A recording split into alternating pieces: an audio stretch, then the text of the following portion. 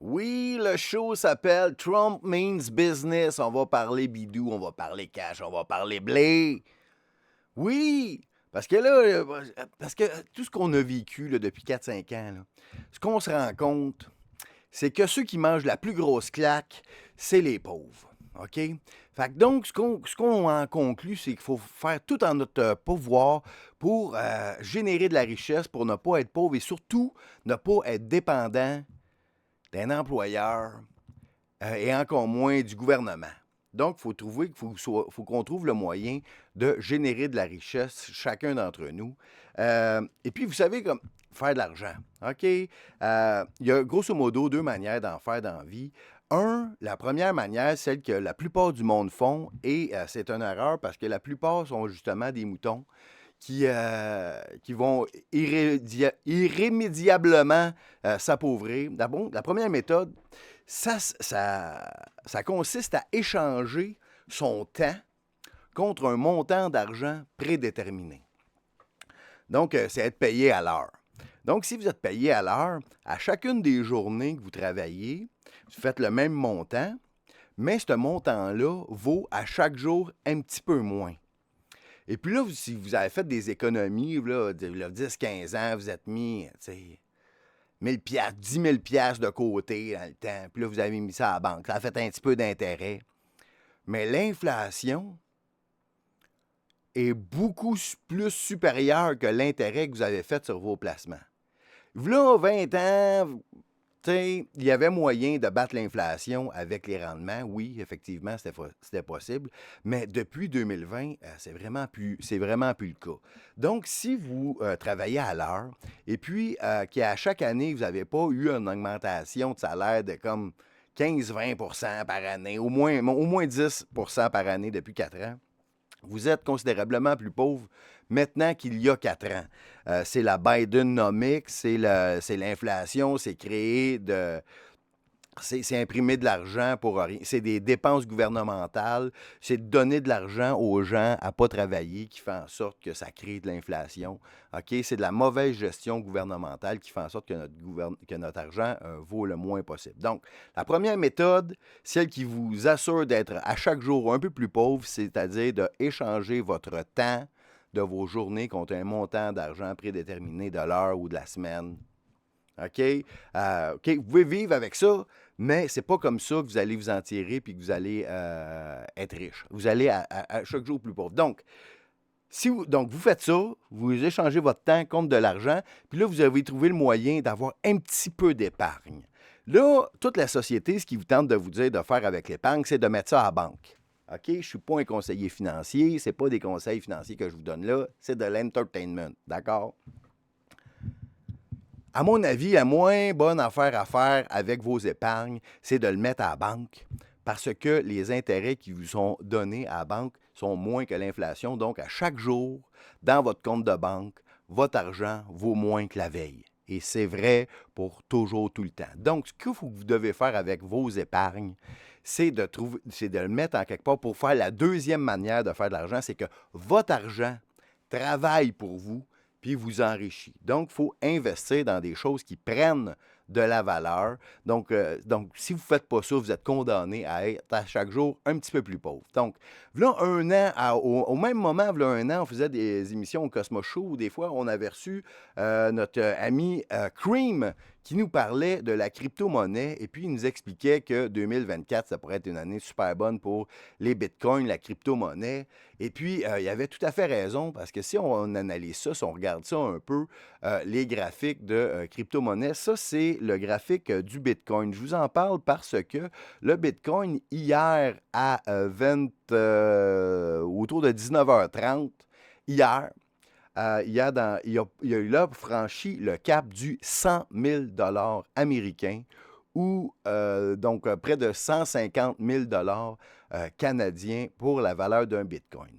L'année passée, quand on recevait notre ami Cream qui nous disait d'investir dans le Bitcoin, on était en janvier 2024, décembre 2023, dans ces eaux-là, puis on l'avait reçu en début d'année.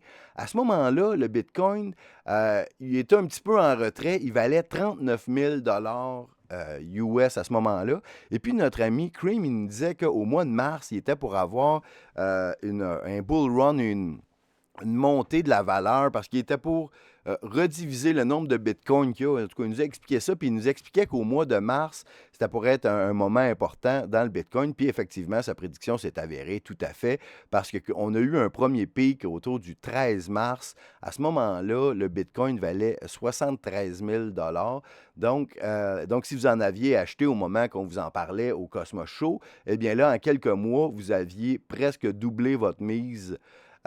Donc, si vous aviez investi, par exemple, 1 000 vous seriez déjà à, mettons, 1 900 vous auriez 900 de profit, doublez votre mise à ce moment-là. À partir de là, c'est que quand il y a un pic, ça redescend un petit peu, et puis après, ça remonte.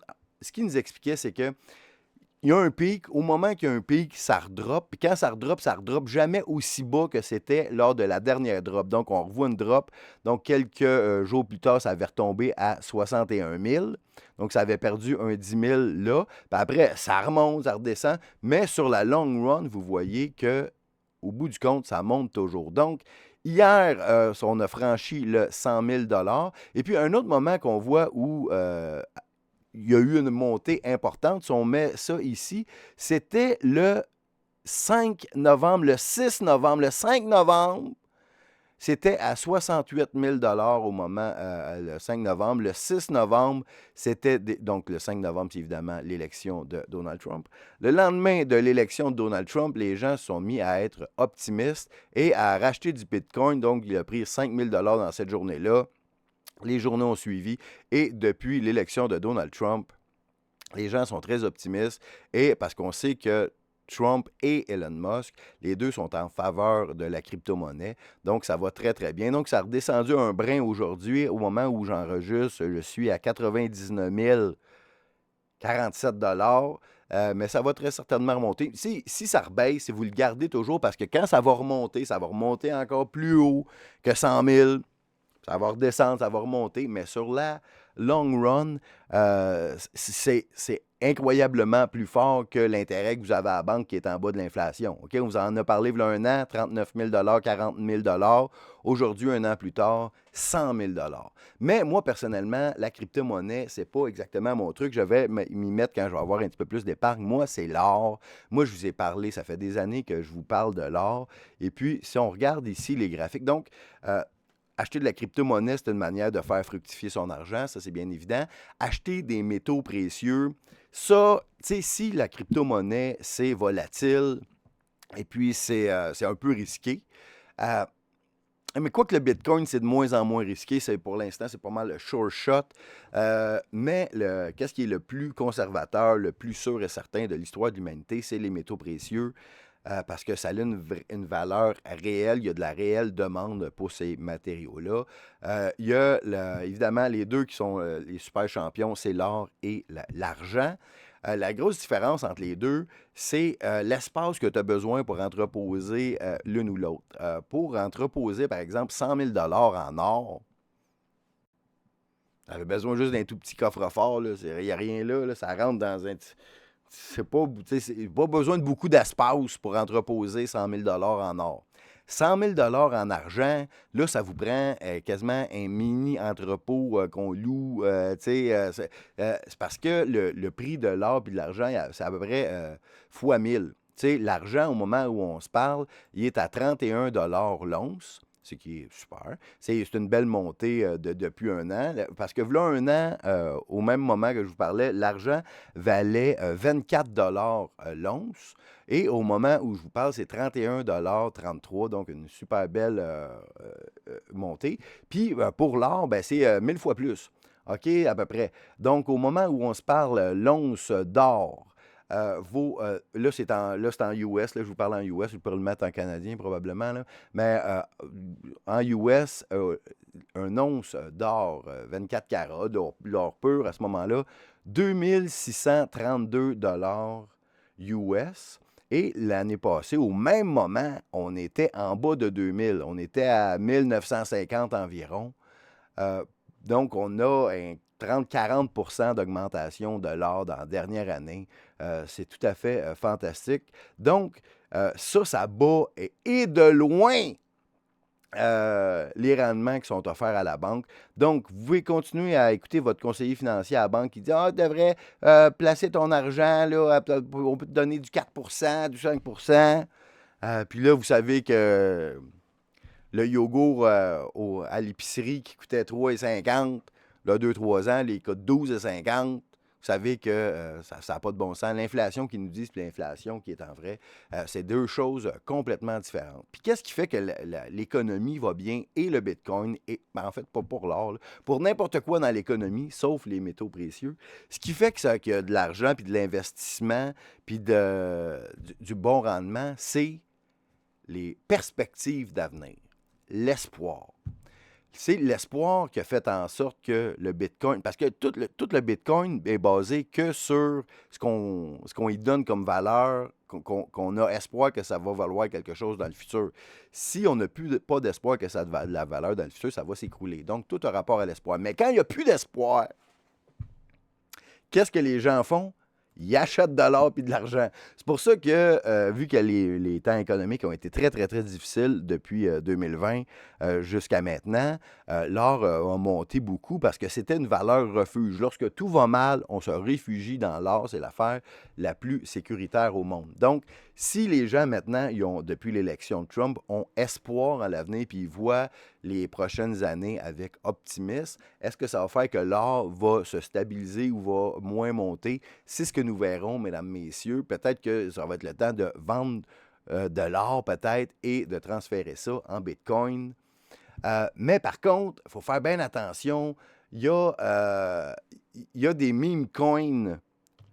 euh, il y a, vous savez, cette année, OK, il y a eu l'immense sensation d'Internet. C'est cette fille saoule au Texas qu'on a prénommée Octua parce qu'elle fait une blague de fellation lorsqu'elle est pactée. La blague était bien drôle. Elle disait moi, tu fais Octua puis tu craches sur cette affaire-là. You spit on that thing. Puis là, les gens la trouvaient cute, la trouvaient drôle. Puis est devenue comme une vedette. Ils ont donné un podcast, OK? Puis là, toutes des super grosses vedettes sont allées à son podcast, est allé lancer le premier un lancer officiel pour les Mets de New York. Elle a fait la tournée des bars. Elle a tenté d'étirer son 15 minutes de gloire.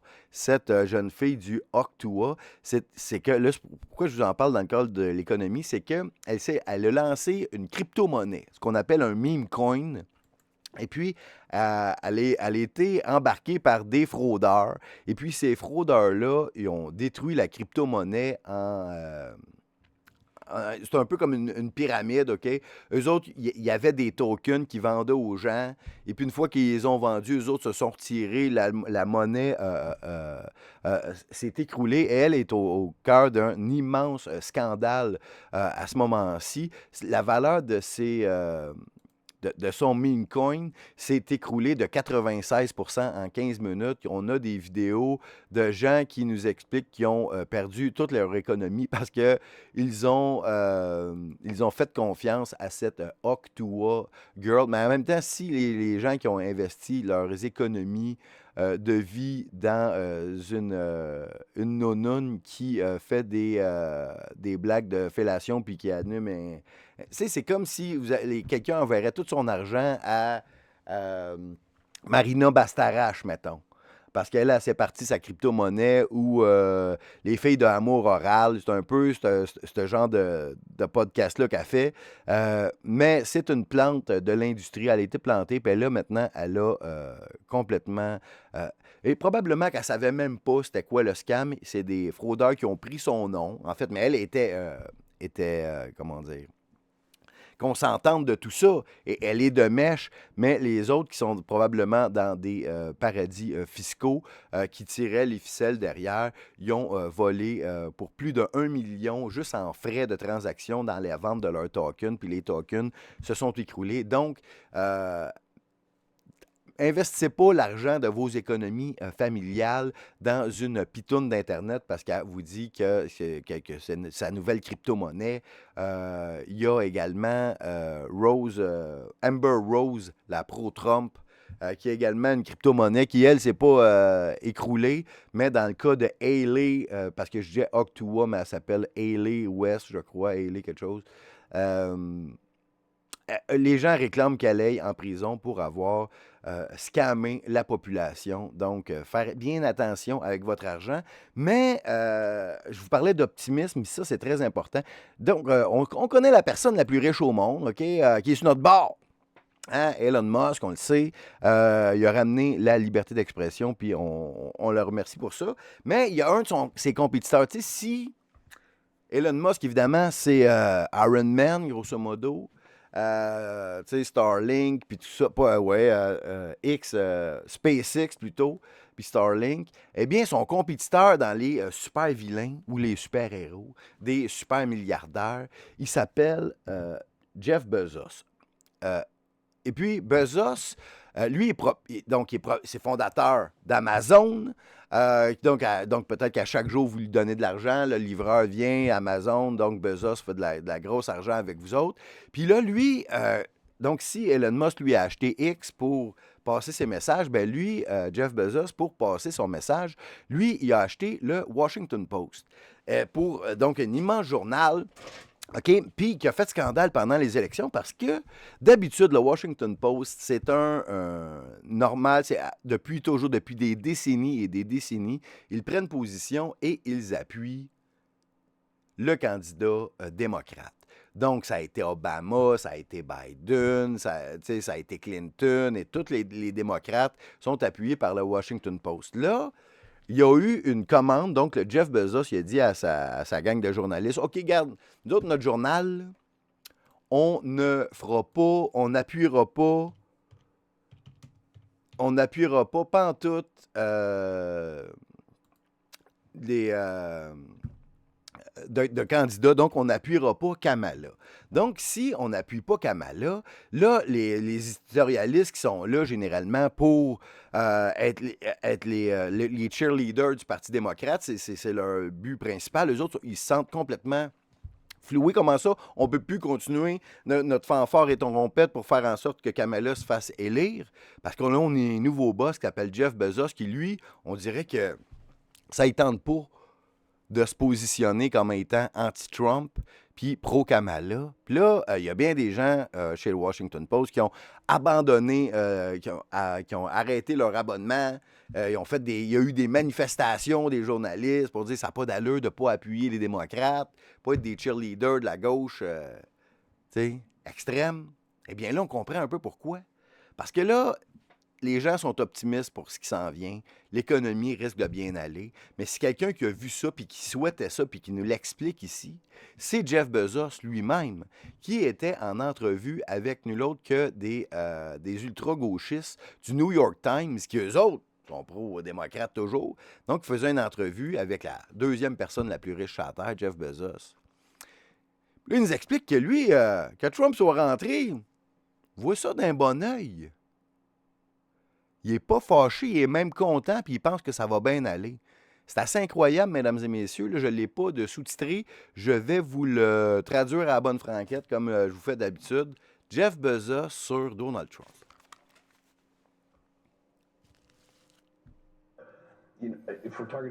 Si on parle de Trump, je pense que c'est bien intéressant.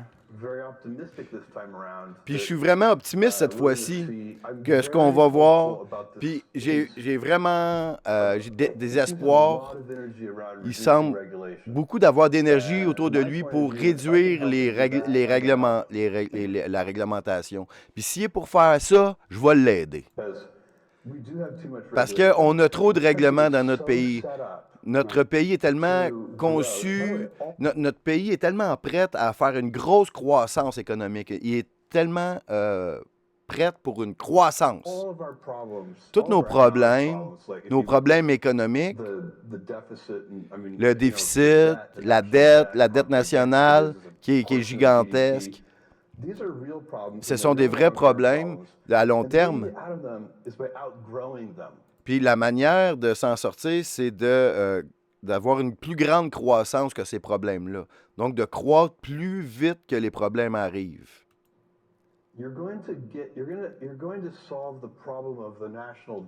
On va régler le problème de la dette en faisant en sorte que ça devienne un plus petit pourcentage du produit national brut. Pas en diminuant la dette nationale, mais en augmentant la production, la production nationale. Donc, on doit augmenter la production de 5-6% par année. Puis la dette grossit plus petite que ça. Donc, c'est un problème qui est réglable de cette manière-là, en augmentant le produit intérieur brut. On a besoin de se positionner et de focusser sur la croissance dans ce pays. C'est la chose la plus importante, de penser en termes de croissance. On est le pays le plus chanceux au monde.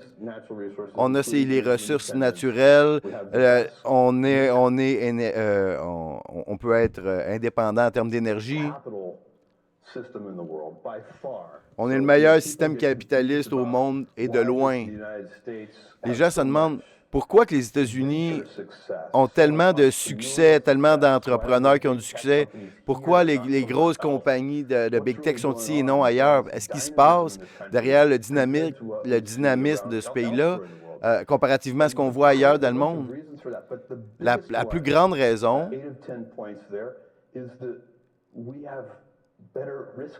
c'est qu'on a, un meilleur capital de risque qu'ailleurs.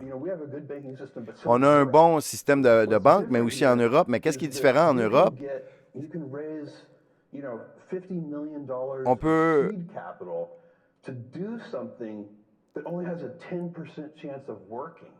Il dit tu peux ramasser comme 50 millions pour faire quelque chose qui a à peu près genre 10% de chance que ça marche. C'est fou! Mais les gens qui vous donnent ces capitales-là, ils savent que ils gamblent puis ils s'imaginent qu'ils peuvent faire des games, mais ce n'est pas le cas. Donc, le capital de risque, le système est bien mieux ici. C'est difficile pour les autres pays de nous compétitionner.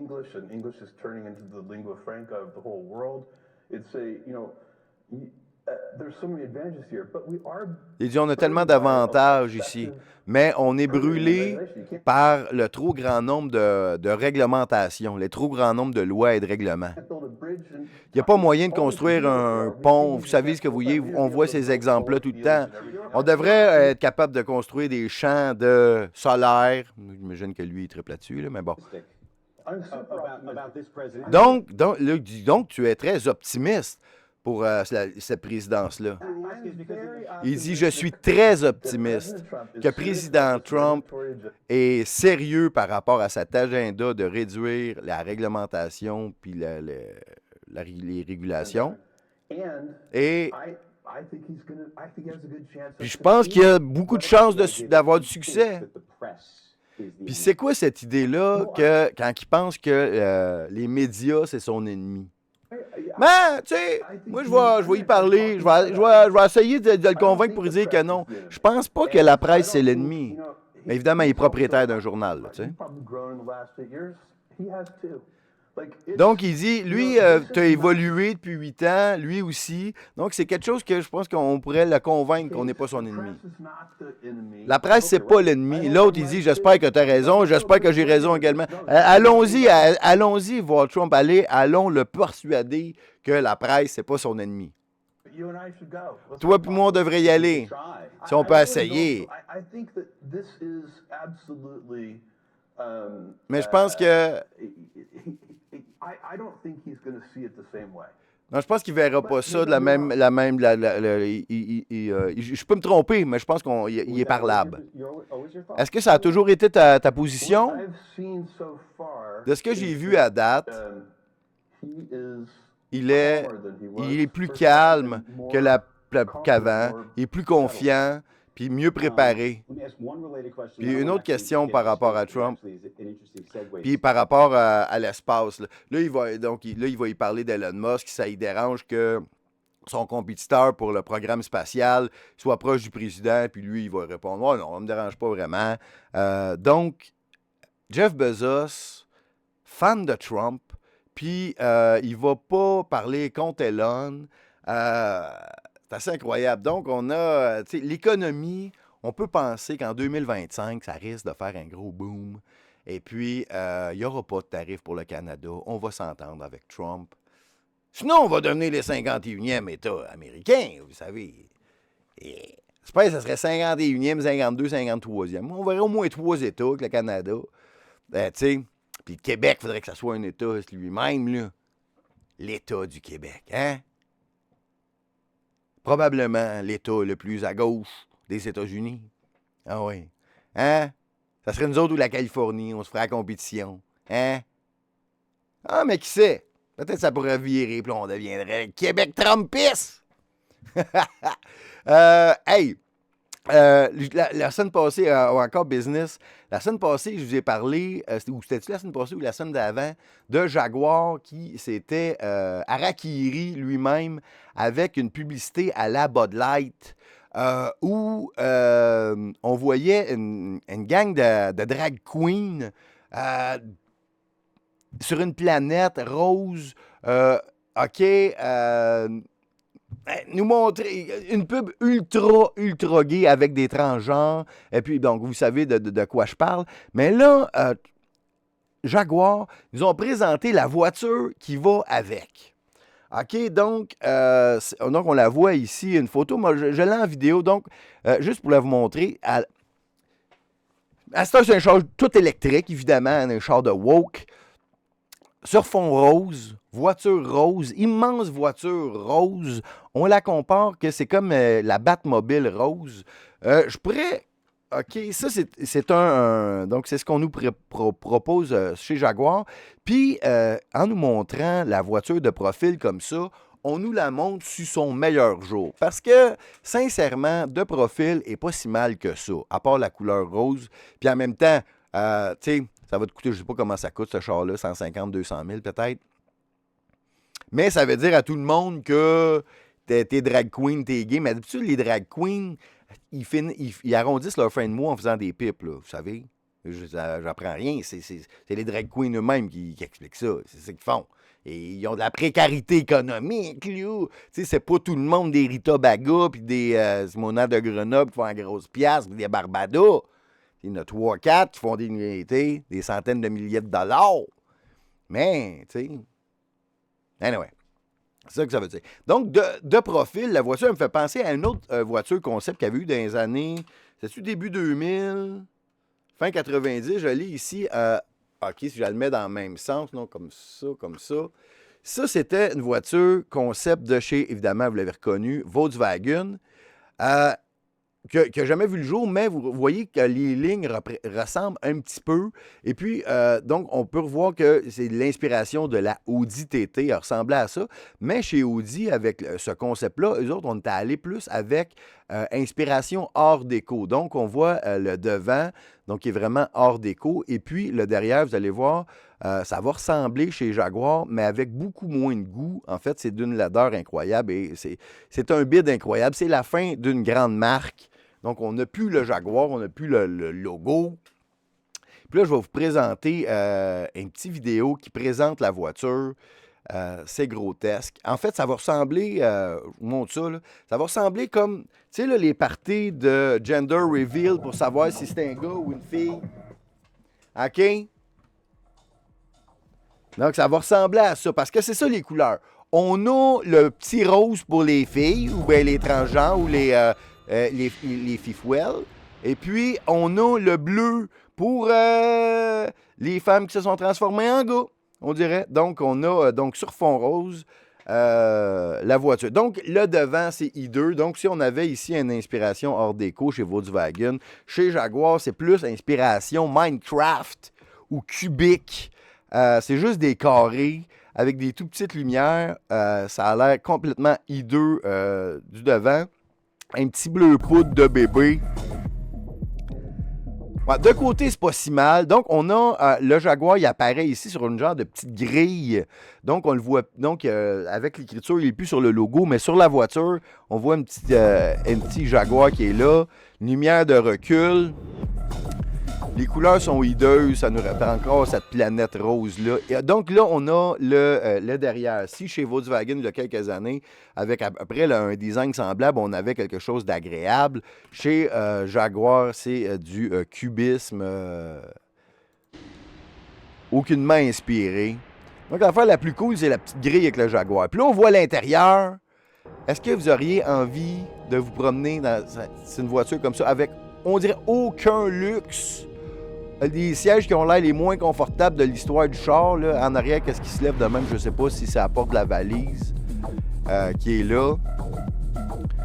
Donc, de cet angle-là, on dirait que c'est pas si pire que ça. Là. Ça a l'air un peu d'une... tu sais, le profil est pas si mal. Le devant, le derrière, c'est dégueulasse. Le marketing, il est pourri. Les couleurs, c'est dégueulasse. Puis là, j'ai un autre gars qui il est en personne avec, puis il va nous la montrer. Il va nous montrer l'intérieur. Donc, la fin, le suicide de Jaguar. Donc, en personne, lui, il est probablement payé par Jaguar pour nous faire croire que c'est beau. Ah, mais là, c'est quand il va nous montrer l'intérieur. Vous allez voir à quel point... Donc, il tente de faire croire que c'est beau, encore une fois. Bon, les portes, ils s'ouvrent tout seuls, on en capote. Mais, regardez... Hey, un banc complètement plat, pas de dossier, pas de luxe, pas de cup holder, pas d'accotoir, pas de cuir, pas de clutch, pas à rien comme iCandy, pas de matériaux nobles à l'intérieur, du bois, des boiseries, du marbre, rien que un volant.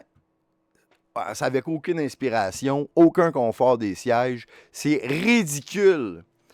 Donc, cette voiture qui a probablement été conçue par des gens d'EI qui sont de toutes les couleurs et de toutes les diversités sexuelles, mais avec aucune compétence. OK, puis là, il apparaît. Oh, puis il apparaît des écrans. Oh, là, on capote. Oh, il apparaît des écrans. Hey, les écrans d'un char. Ça, c'est l'invention la plus poche de l'histoire des chars. Les écrans d'un char. Moi, je m'ennuie tellement des pitons. C'est-à-dire, je chauffe mon char, là, sans regarder la console, je sais exactement quel piton toucher pour plus de vent, moins de vent, là, changer de poste. J'ai pas besoin de tout. Je sais exactement chaque piton fait quoi, j'ai sens, puis j'aime la texture du piton puis son doigt. Là, avec les nouveaux chars, la moindre petite affaire, faut que je sois arrêté. Il faut que je quitte la route des yeux, que je regarde l'écran, puis que je pèse, puis là, je clique ces pitons. Puis là, eux autres, ils ont plus zéro piton, les affaires qu'on aime. Là. C'est ça qu'on aime, les gars, les pitons. Eux autres, nous, des affaires de peser. Parce que si tu pèses, tu es obligé de regarder. Avec le petit cup holder, c'est dégueulasse, une vraie joke. Donc, crevez, nos amis de chez Jaguar. C'était la chronique économique de Cosmos, le retour live.